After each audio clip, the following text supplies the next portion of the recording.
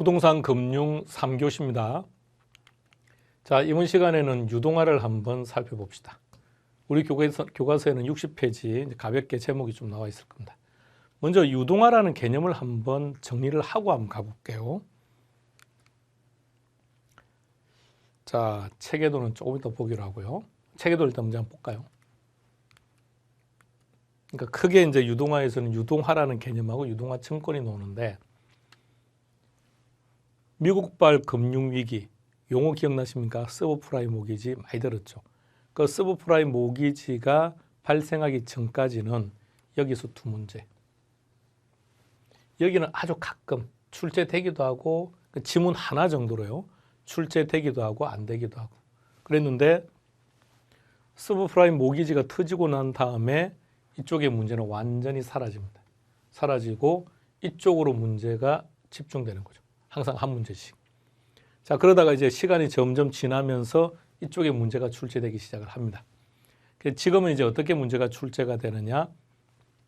한 문제 속에 반은 유동화, 반은 유동화 증권, 또는 각각 한 문제가 나오기보다는 그냥 어느 한쪽에서만 문제가 출제되는 스타일. 근데 이제 일반적인 경우라면 그냥 한 문제 안에 두 가지 내용이 다 나온다고 보시면 됩니다. 그래서 유동화에서는 주로 이제 물어보는 게 1차 유동화 시장과 2차 유동화 시장이 있는데 그 1차와 2차는 어떻게 다르냐, 이런 것들을 포인트로 물어보고요. 그리고 유동화가 됨으로 인해서 얻을 수 있는 경제적 효과가 뭐냐, 이거 물어보는 게 일반적입니다. 유동화 증권은 종류가 많습니다. 그러니까 이런 형태들을 물어봅니다. 그래서 이번 과정에서는 이 부분 하지 맙시다. 어렵다 쉽다가 아니고 일단 유동화 개념만 잡아놓고 우리가 다음 과정 할 때 그때 이 부분을 정리하는 걸로 할게요. 자, 이제 내용 들어가기 전에 이렇게 한번 생각해 봅시다. 다른 페이지로 갈게요. 자, 여기로 가서 페이지를 조금 지워놓고,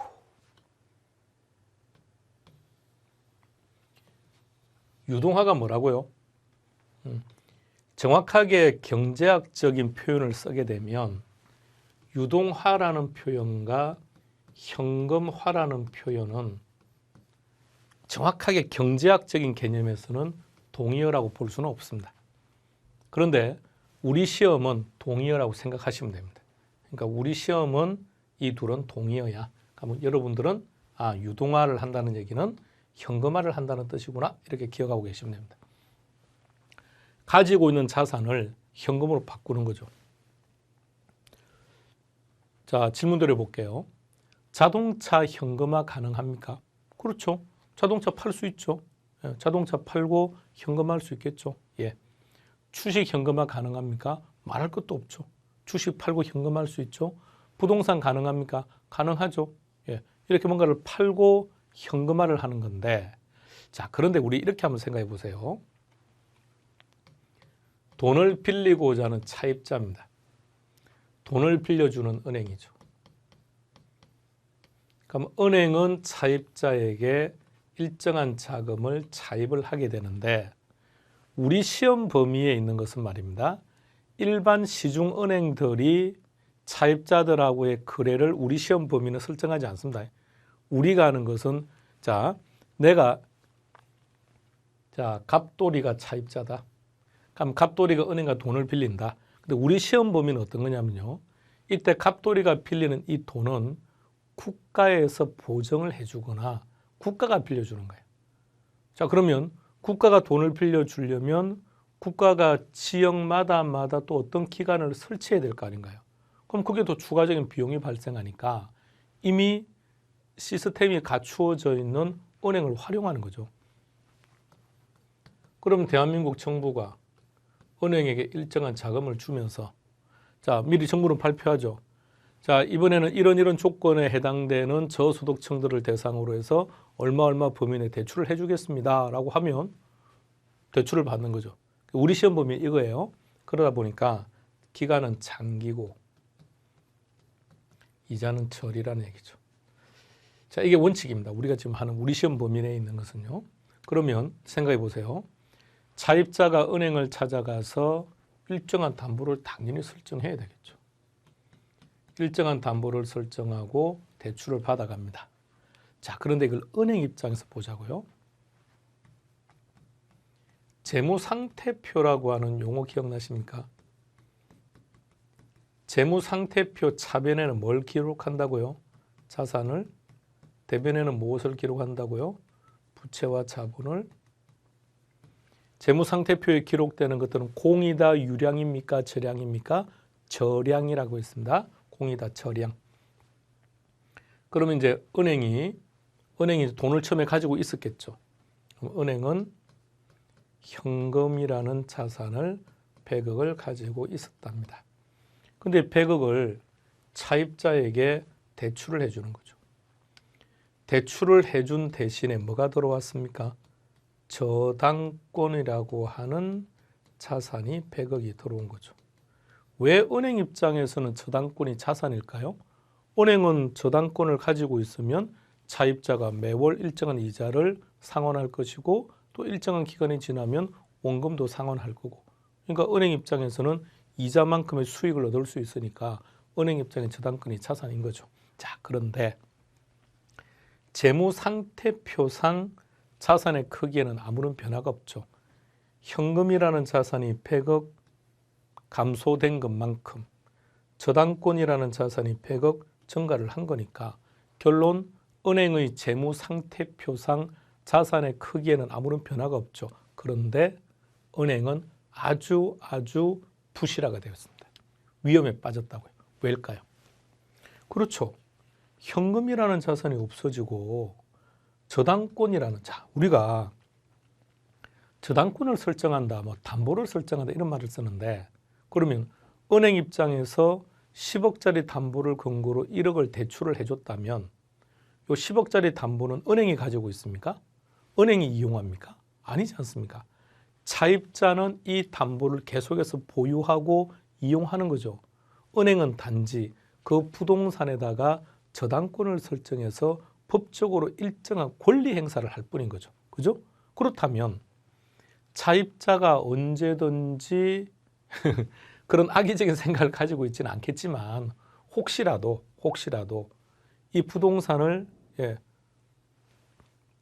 부정으로 등기부등본 등을 뭐라고 합니까? 가짜로 만들어서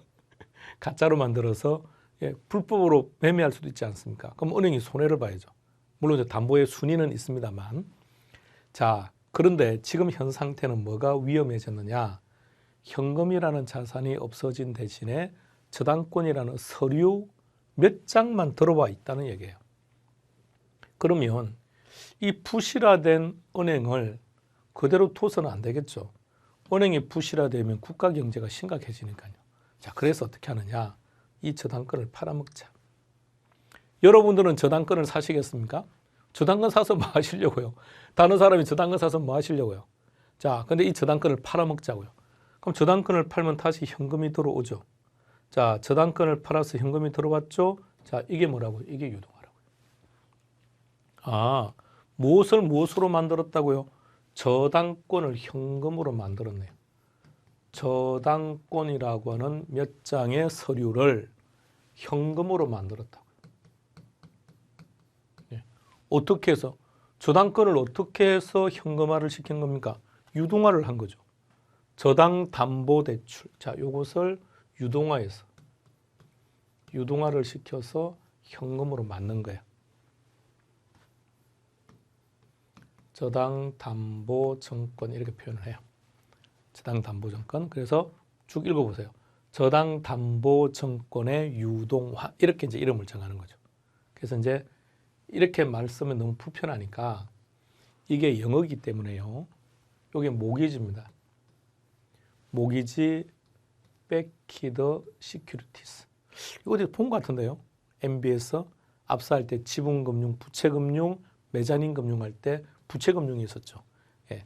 자, 따라서 MBS라고 하는 것은 영어죠. 그러니까 출제자들마다 번역을 다양하게 하기 때문에, 그런데 어떤 형태로 번역을 하든 상관없이 이 단어는 반드시 놓을 수밖에 없어요. 그럼 우리는 그것만 딱 기억해야죠. 아시겠습니까? 자, 우리가 MBS의 풀네임을 기억하고 있습니다. 근데 출제자마다 번역을 다양하게 하기 때문에 용어를 바꾼다는 거죠. 그럼 내가 다 기억했는데 바뀐 용어가 나오면 나는 뭔지 모르지 않습니까? 그렇다면 어떤 누가 출제를 하든 변하지 않는 거, 그거 한 가지만 기억하고 있어야죠.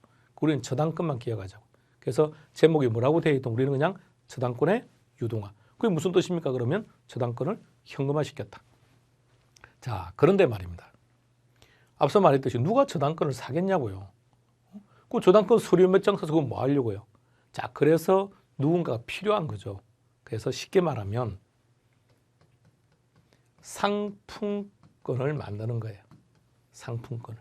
그러니까 요 저당권이 100억이면 요 100억을 매개로 해서 상품권을 100억만큼 만드는 거죠. 그럼 누군가가 상품을 사가겠죠. 상품권을 100억만큼 사가게 되면 현금이 다시 100억이 들어온다는 거죠. 자, 이렇게 되면 은행은 다시 나 같은 돈이 되돌아왔죠. 그럼 다시 건실해졌죠. 자, 그것으로 끝나는 것이 아니라 다시 돈이 들어왔죠. 그럼 또 대출해 줄 수 있죠. 자, 대출을 한가 동시에 저당권은 또 설정되죠. 근데 저당권을 또 매개로 해서 상품권 만들어 또 팔아먹죠. 팔아먹으면 또 돈 들어오죠. 끝없이 이론상 끝없이 자금의 조달이 가능하죠. 그럼 은행 입장에서는 자금을 조달하는 게, 현금을 조달하는 게, 자금을 조달하는 게 쉬워졌다, 어려워졌다. 쉬워졌죠.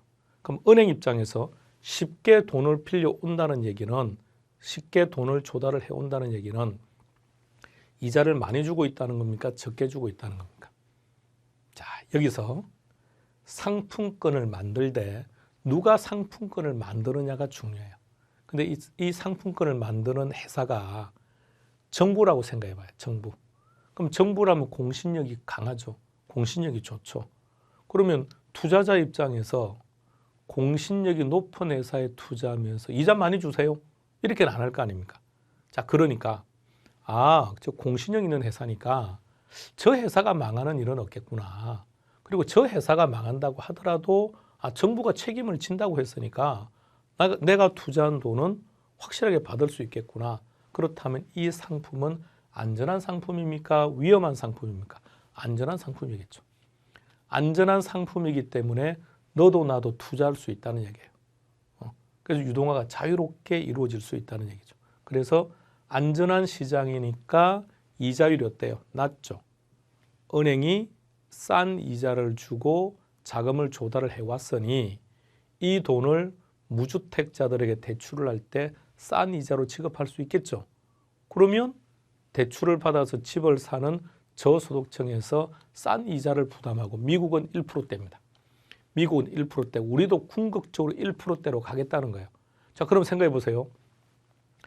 경기 상황이 아무리 안 좋더라도 우리 은행에 맡겨놓으니까 1%보다는 이자 많이 주죠.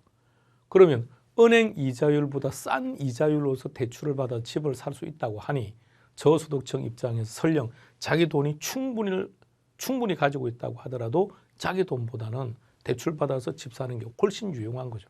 그래서 이 제도가 미국에서 만들어졌고 우리도 이 제도를 2004년도에 도입을 했고, 그런데 미국발 금융위기 때문에 우리도 휘청휘청하다가 최근에 우리 시장도 갈수록 활성화되고 지금 우리나라 규모 엄청 큽니다. 이 시장 규모가 엄청 크다고요. 엄청난 돈이 움직이고 있습니다. 즉 우리는 그 유동화를 하려고 합니다. 자, 이제 유동화라는 게 어떤 건지는 알겠어. 가지고 있는 자산을 현금으로 바꾸는 거구나. 근데 지금 우리 시험 범위 내에서는 뭘 유동화한다? 부동산을 유동화하는 게 아니에요. 부동산 때문에 발생한 저당권, 이 저당권을 가공시켜서 유동화를 하려고 하는구나. 그렇다면 거기에 관련된 사람들이 있겠죠. 자, 그 사람들 이제 하나씩 이제 한번 생각해 보자고요. 자, 5초 동안 쉬었다 합시다. 머리 맑게 합니다. 자, 머리 맑아졌습니까? 자, 들어갑니다. 보세요. 일단 출발점은 은행은 있어야죠. 그죠? 그 첫 번째, 누군가가 은행에 돈을 빌리러 가야 되지 않습니까? 자, 돈을 빌리는 자를 우리는 뭐라 부른다고요? 차입자라 그랬죠? 그럼 차입자와 금융기관이 등장해야죠. 자, 이건 잠시 후에 읽어볼게요. 자, 이 그림을 딱 머릿속에 들어가야 돼요. 차입자와 금융기관, 은행이 나타납니다. 차입자와 금융기관. 이 두 사람의 관계를 1차 저당시장. 이게 시험 문제예요. 1차 시장은 누구냐? 이렇게 물어봐요. 자, 1차 시장은 누군지. 그런데 이 두 사람이 만나면 뭘 하는 거죠? 한쪽은 다른 측에게 담보를 설정하고 또 한쪽은 또 다른 측에게 돈을 주는 거죠. 따라서 이렇게 쓴 거죠. 주택 자금을 대출해 주는 시장. 이게 1차 저당시장 동의어입니다. 시험은 1차 저당시장이라는 용어를 사용하기도 하고 주택 자금 대출 시장이라는 용어를 사용하기도 하고요. 그럼 장난치면 어떻게 하느냐? 1차를 2차로, 2차를 1차로. 자, 그런데 이 두 사람만 있으면 문제가 발생하더라고요. 어떤 문제인지는 잠시 후에 보고요. 이 두 사람만 있으면 어떤 문제가 생기더라. 그래서 또 다른 누군가가 필요하더라는 거죠. 자, 그래서 우리는 지금 뭘 하겠다는 겁니까? 저당권을 팔아먹겠다고요. 그럼 저당권을 사가는 사람, 그럼 다른 말로 말하면 투자를 하는 자죠. 투자자와 공신력 있는 회사가 하나 등장합니다. 그래서 저당 대출 기간, 이게 저당 대출 기간입니다. 투자자, 이 사이를 2차 저당 시장이라고 합니다. 그럼 2차 저당 시장은 뭘 하는 곳이냐? 저당권을 가공시켜서 현금으로 만들어요. 유동화를 시킨다는 거죠. 유동화를 시켜서, 그럼 유동화를 시켰다는 말은 돈이 들어왔다는 거죠. 어디에 돈이 들어왔다고요? HF에, 한국주택금융공사입니다. 돈이 들어왔죠? 그 돈을 은행에게 제공해 주는 거죠. 그래서 주택자금을 공급하는 시장이다. HF, 한국주택금융공사. 자, 여기다가 하나 써놓을게요. 자, 여기 또 다른 내용들이 들어와야 되는 자리라서 HF를 뭐라 부른다고요? 한국주택금융공사. 코리아, 한국, 하우징, 주택, 파이낸스, 금융, 코퍼레이션 쓰죠? 파이낸스 쓰네요. 그래서 공사, 한국주택금융 줄여서 KHFC 코퍼레이션. 그래서 예전에는 KHFC라고 했다가 그들이 줄여서 지금 HF라고 해요. 한국주택금융공사. 여러분 우리 육체 이탈 시작할 겁니다. 자, 머리 맑게 하시고 서울역으로 가세요. 자, 서울역을 등지세요. 서울역 정문을 등지세요.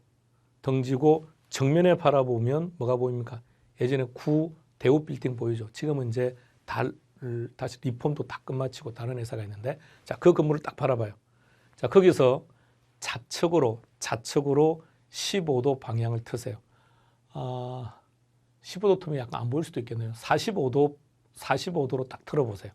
그리고 정면으로 바라봐요. 그리고 정면으로 바라보면 거기 HF라는 단어가 딱 하나 보일 거예요. 간판이 HF라고 되어 있을 거예요. 그게 한국주택금융공사입니다. 근데 아닌데, 나는 대구에 사는데, 나는 제주도에 사는데, 나도 다니다가 HF를 본 것 같은데, 그는 지점들요. 지사들이 필요하기 때문에 지사를 두고 있는 겁니다. 이게 한국주택금융공사 HF라고 말합니다.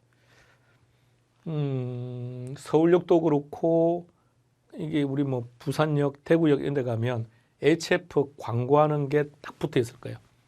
HF 광고 보신 적 있습니까? 채불암 아저씨가 나오는 그 광고요.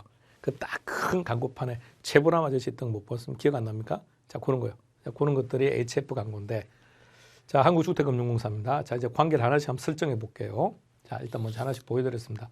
1차 저당 시장도 있고 2차 저당 시장도 있다. 시험 문제는 뭘 물어보느냐? 1차는 누가 1차입니까? 2차는 누굽니까? 1차 많은 곳입니까? 2차 많은 곳입니까? 이게 시험 문제. 자, 하나씩 들어갑니다. 자, 이제는 2차는 없다고 전제해 보세요. 1차로 갑니다. 차입자와 대출자 두 사람이 만났습니다. 이 두 사람은 만나서 뭘 할까요? 그렇죠. 담보를 설정하고 일정한 자금이 대출되겠죠. 그 다음에 돈을 빌려갔으니까 상환해야죠. 근데 상환 기간이 어떻다고요? 장기고 이자는 절이라고요. 다시 뭐라고요? 장기고 절입니다. 그래서 우리가 지금 공부하는 이 주택금융을 복지금융이라고도 말합니다. 복지금융 이렇게도 표현합니다. 용어 하나만 가볍게 들어두세요. 복지금융. 그러니까 원칙은 무주택자죠. 무주택자들에게, 물론 법적으로 1주택자까지는 가능합니다만 무주택자들에게 자가주택을 취득할 수 있는 자금을 지원해 주는 거죠. 물론 공짜로 주는 건 아닙니다. 이자는 다 받는 것이고요. 자, 그런데 이 상황을 은행 입장에서 한번 해석해 보자고요. 자, 앞서 했던 그림을 다시 한번 더 그려볼게요. 은행의 재무 상태 변동표입니다. 은행의 재무 상태 변동표 차변에는 자산을 기록하라고 했는데 자산이라고 하는 현금을 100억을 가지고 있었는데 이 자금 100억을 대출을 해줬다고 이렇게 차입했다 그랬죠. 이렇게 대출을 해줬다는 거죠. 그러면 은행 입장에서 생각해 보세요. 현금 100억이 나가버리고 요 저당권이 100억이 들어오는 거죠. 그럼 장부상만 따지면 아무런 자산에 크게 문제가 없죠. 장부를 딱 보면 이 회사 여전히 괜찮은 회사구나. 그런데 엄청나게 부실화되었다는 거죠. 현금이 없어진 대신에 서류 몇 장이 들어왔다는 겁니다. 자, 단순한 예를 다시 한번 들어볼게요. 여러분들은 지금 현재 수중에 1억을 들고 있습니다. 친한 친구가 돈을 좀 빌려달래요. 그래서 1억을 빌려주면서 차용 증서를 받은 거예요. 그럼 여러분들 가게의 재무상태표, 여러분 집안의 재무상태표에는 현금 1억이 친구에게 나갔고 대신에 친구로부터 차용증서 1억이 들어왔죠. 그러면 여러분 가게의 재무상태표상 자산의 크기는 어때요? 아무런 변화가 없죠. 자, 그런데 갑자기 무슨 일이 생긴 거예요. 병원을 가야 됩니다. 병원을 가야 되는데 병원에서 급히 수술비 5천만 원이 있어야 수술이 가능하대요. 그럼 차용증서 1억을 주면 은행에 수술을 해줄까요? 그렇죠. 안 해주죠. 위험해졌다는 거죠. 현금이 없어진 대신에 서류 몇 장만 들어와 있는 이런 상태. 이거 위험하다는 거죠. 자, 그러면 이 위험한 이 상태를 회피하는 방법이, 극복하는 방법이 없을까? 자, 그래서 고안하다가 만들어진 것이 유동화죠.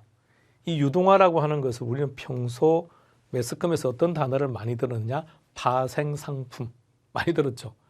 파생상품이라는 단어를 딱 들으면 어떤 느낌입니까? 위험하다. 그렇죠. 근본적으로 위험하죠.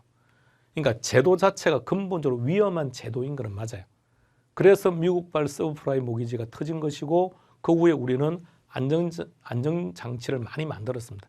안전장치를 아무리 만들었다고 해서 완전하게 안전하고 위험이 없다고 말할 수는 없죠. 근본적으로 파생상품이라는 것은 위험을 내재하고 있는 상품인 거죠. 그러나 도깨비 방망이죠. 자, 봅시다.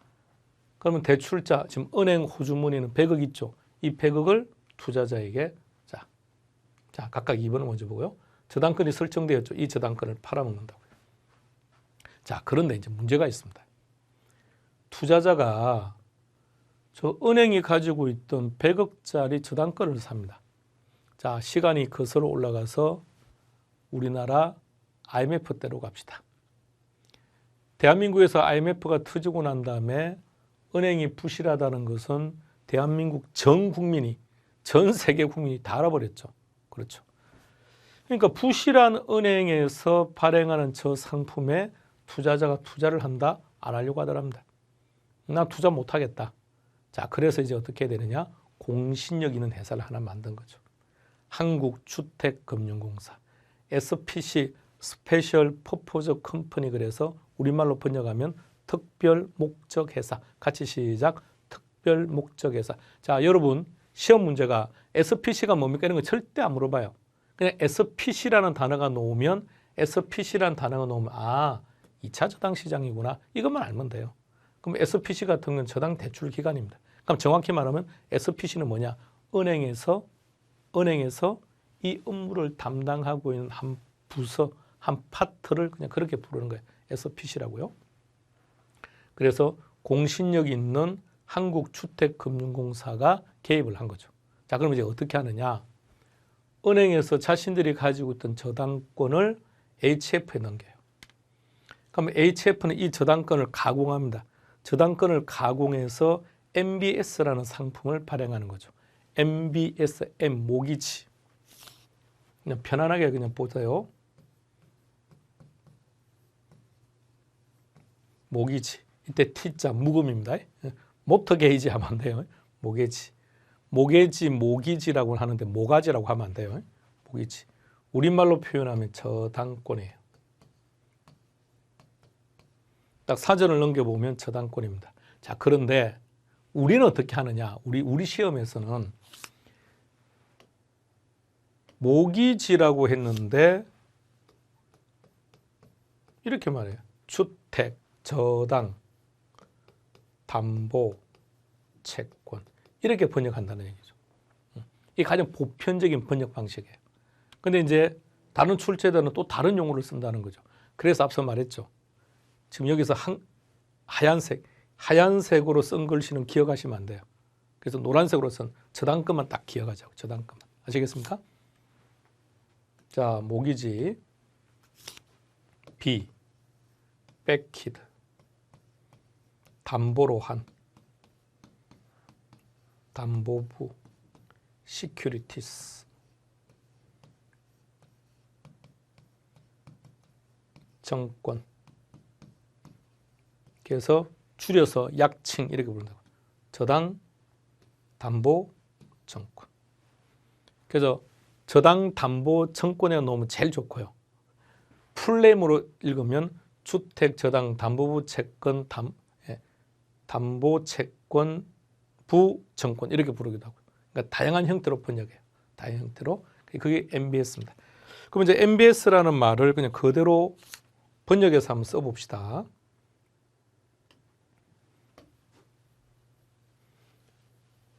풀네임으로 어떻게 구성되는지 알 필요 없습니다. 특히 영어 같은 건 필요 없어요. 우리 시험 문제가 영어 문제가 아니기 때문에. 물론 시험에서는 막 영어를 제시해요. 물론 한글은 당연히 주는 거니까 신경 쓸 거 없고요. 자, 그대로 번역해 봅시다. 저당권을 담보로 해서, 매개로 해서, 근거로 해서 발행하는 정권이다. 그러니까 이 저당권을 매개로 해서 발행하는 정권이죠. 그래서 우리 흔히 이제 은행에서 받는 우리 그 백화점 가서 이용하는 그 상품권보다 좀 큰 사이즈입니다. 큰 사이즈로 만들어지는데, 자, 그걸 이제 발행하는 거예요. 자, 그럼 투자자 입장에서 한번 바라보세요. 투자자 입장에서 자신이 투자한 이 상품은 어떤 은행의 상품인지 알까요? 모를까요? 알아요. 왜냐하면 MBS 그 상품권 용어를 쓸게요. 상품권 액면에 표시해 보면, 거기 보면 가령 우리은행 그리고 한국주택금융공사 이렇게 두 가지가 나와 있어요. 그러니까 한국은행과 한국주택금융공사가 책임지겠습니다 이런 뜻이에요. 이 상품을 발행하는 거죠.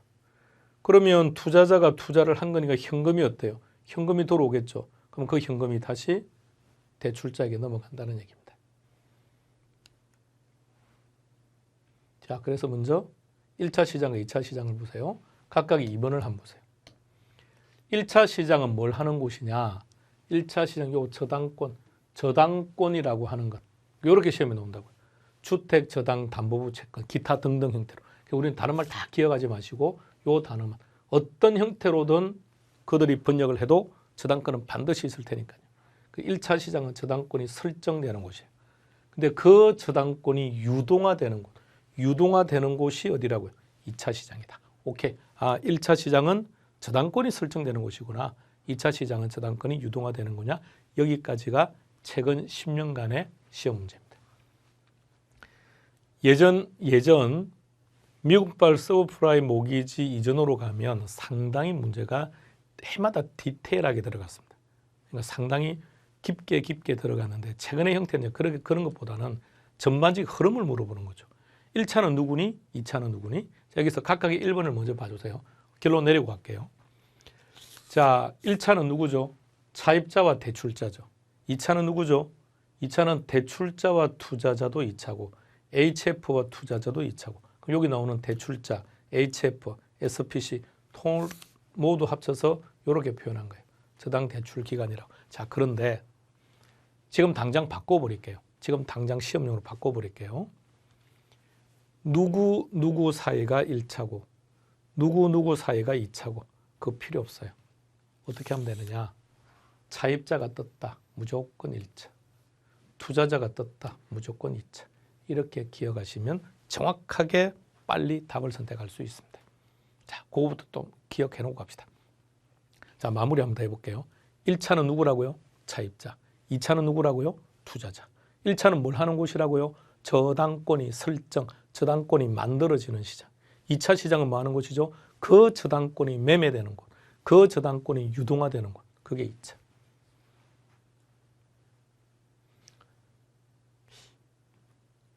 도깨비 방망이라는 느낌 없나요?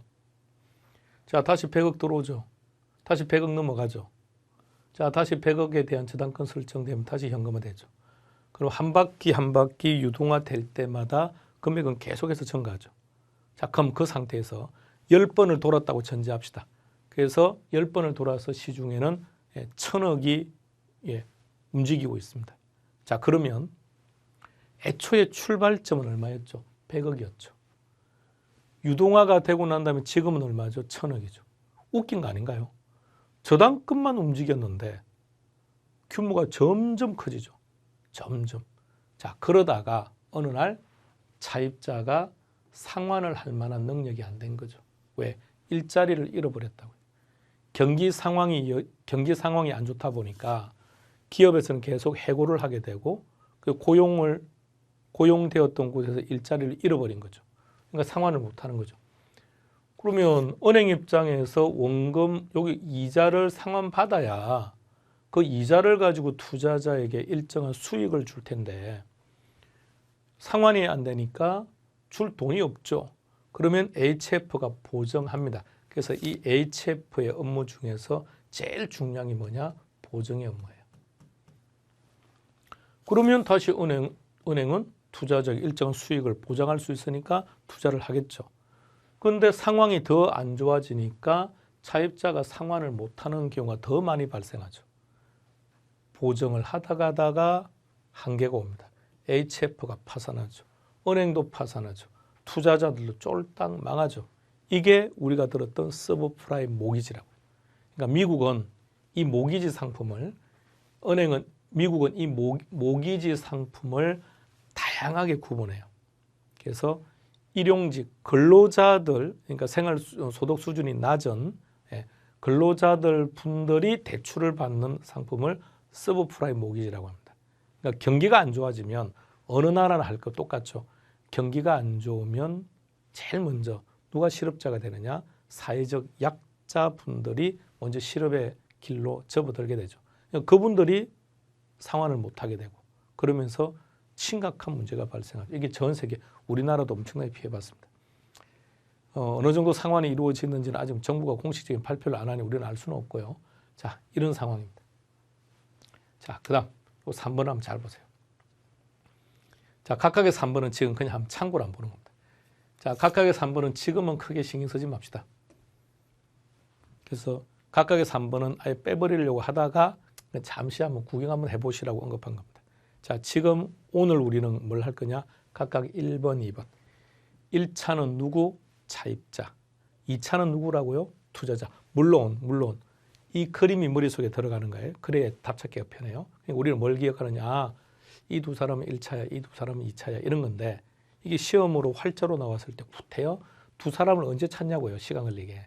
그러니까 차입자가, 그러니까 1차가 보이면 무조건 차입자를 찾아야 되고 차입자가 보이면 무조건 1차가 맞는지를 확인해야 되고 투자자가 보이면 2차를 확인하셔야 되고 2차라고 놓으면 투자자가 있는지를 확인하셔야 되고 1차, 2차 구분하셔야 되고 두 번째, 1차는 뭘 하는 곳이라고요? 저당권이 만들어지는 곳, 저당권이 설정되는 곳. 2차는 뭐 하는 곳이라고요? 그 저당권이 유동화되는 곳.